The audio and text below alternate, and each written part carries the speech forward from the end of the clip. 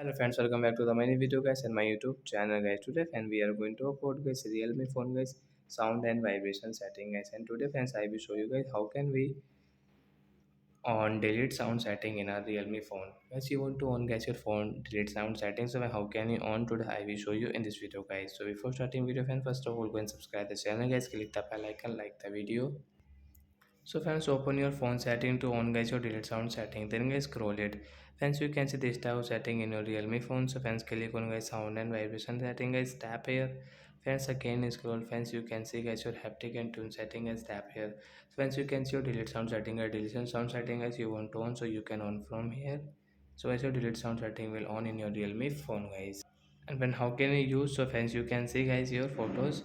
So I tap here and guys you if you delete any item, so once you can see your delete sound setting guys, and like that guys same setting as if you remove any icon, so then guys you can use it. So that's it guys, thanks for watching the video, bye guys.